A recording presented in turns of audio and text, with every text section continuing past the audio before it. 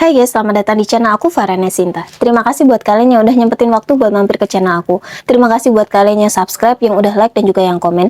Dan bagi kalian yang belum subscribe, aku ingetin sekali lagi buat jangan lupa subscribe dan jangan lupa untuk klik loncengnya agar kalian tahu kalau misalnya aku update video terbaru. Oke guys? By the way guys, ngomongin hal-hal mistis ini merupakan sebuah pembicaraan atau sebuah pembahasan yang emang gak ada ujungnya dan juga merupakan hal-hal yang tidak membosankan gitu loh untuk diulik. Bahkan di zaman modern seperti saat ini yang apa-apa ini udah canggih, teknologi semuanya udah canggih, nggak sedikit orang yang masih mempercaya mengenai kisah-kisah mistis ini guys. Walaupun sangat sulit dibuktikan secara ilmiah ataupun diterima secara akal logika, tapi nggak sedikit masyarakat Indonesia ini juga mempercayai hal-hal tersebut atau hal-hal mistis. Seperti contohnya keberadaan kerajaan jin yang ada di Indonesia.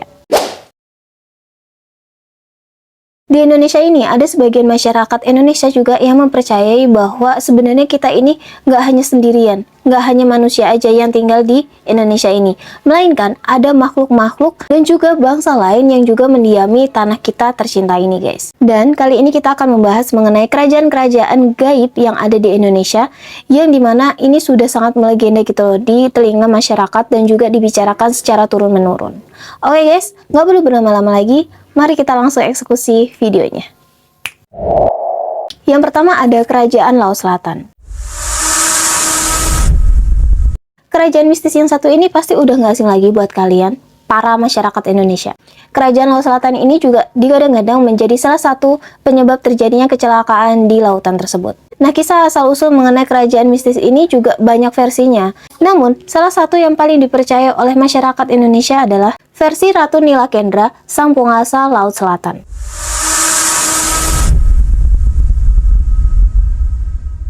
Nah, mungkin kalian juga ada yang bertanya-tanya, siapa sih Ratu Nilakendra ini? Ratu Nilakendra ini merupakan permaisuri dari Prabu Siliwangi, yang dimana Prabu Siliwangi ini merupakan Raja Pajajaran pada masanya. Nah, diceritakan ketika kerajaan Siliwangi ini runtuh, Ratu Nilakendra ini memutuskan untuk bunuh diri gitu loh, di Laut Selatan ini.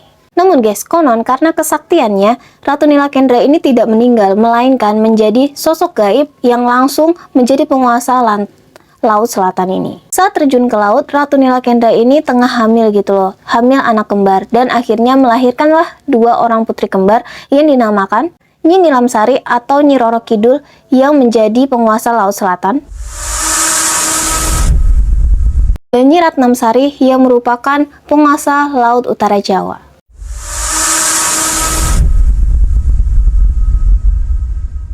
Yang selanjutnya ada segitiga Masa Lembo.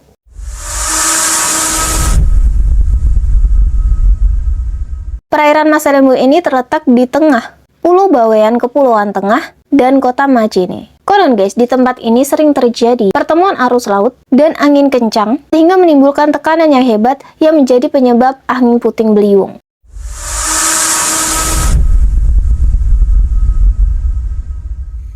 Wilayah perairan ini terkenal angker dan juga sudah menelan banyak korban jiwa.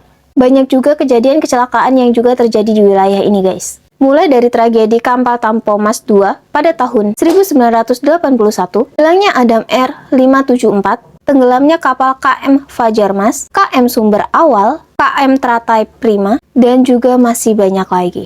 Yang ketiga ada Kerajaan Jin Uwentira.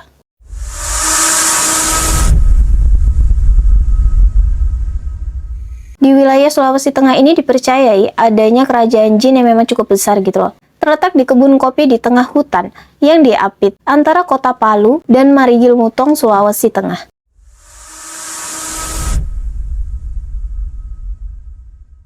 Kerajaan ini biasa disebut dengan Kerajaan Mistis Uwentira. Konon guys, kerajaan ini memang sangat indah gitu loh. Bahkan setiap bangunannya ini memang dilapisi oleh emas.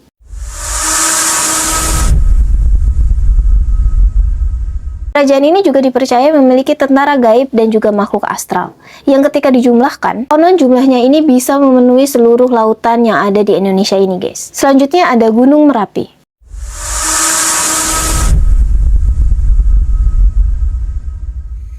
Gunung vulkanik aktif yang ada di Indonesia ini juga tidak lepas dari kisah mistisnya guys. Banyak masyarakat di sekitar Gunung Merapi ini mempercayai bahwa di Gunung Merapi ini terdapat kerajaan jin yang dinamakan Keraton Merapi.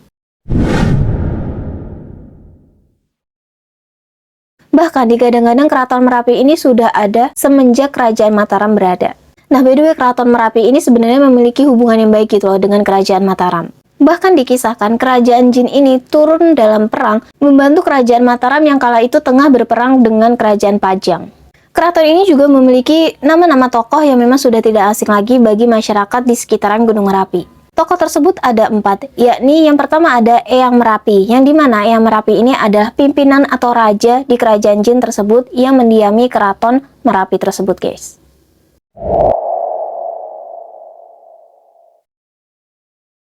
Yang kedua ada Eyang Sapu Jagat, yang dimana Eyang Sapu Jagat ini berlokasi atau bertempat tinggal di sekitaran kawah Gunung Merapi. Konon katanya, melalui keputusan beliau inilah dapat diambil keputusan mengenai meletus atau tidaknya Gunung Merapi. By the way guys, Eyang Sapu Jagat ini juga memiliki 2 panglima. Yang pertama ada Kiai Gerinjing Wesi dan yang kedua adalah Kiai Gerinjing Kawat. Yang selanjutnya ada Eyang Megantara. Eyang Megantara ini tinggal di puncak Gunung Merapi, yang dimana tugasnya adalah mengendalikan cuaca dan juga mengawasi di sekitaran Gunung Merapi tersebut. Yang selanjutnya ada Nyai Gadung Melati, yang dimana Nyai Gadung Melati ini merupakan pimpinan dari semua prajurit wanita dan tinggal di Keraton Merapi ini guys. Tugasnya adalah menjaga kesuburan tanaman dan juga hewan ternak yang berada di sekitaran Gunung Merapi. Selanjutnya ada Kerajaan Gaib Paloh.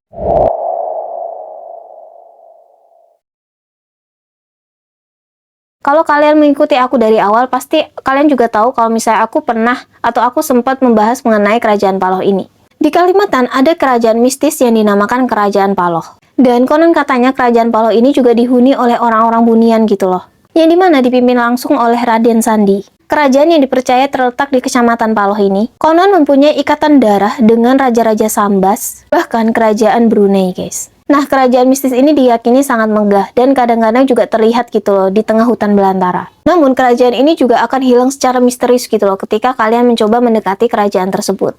Bahkan guys, digadang-gadang kejadian-kejadian mistis yang terjadi di Kecamatan Paloh ini sering sekali dikaitkan dengan keberadaan kerajaan misterius ini guys. Bagaimana menurut kalian? Lanjut. Yang keenam ada Astral Padang 12. Sebenarnya sama dengan Kerajaan Paloh. Kerajaan Padang 12 ini juga dihuni oleh orang-orang Bunian gitu loh. Yang dimana orang-orang Bunian ini sangatlah baik dan juga ramah gitu loh kepada orang yang memang memiliki hati yang baik. Tapi sebaliknya, ketika mereka bertemu dengan orang dengan hati yang jahat, maka mereka tidak segan-segan gitu loh untuk menyerang orang-orang jahat tersebut. Bagaimana menurut kalian mengenai cerita yang satu ini? Lanjut. Yang terakhir ada Taman Nasional Alas Purwo.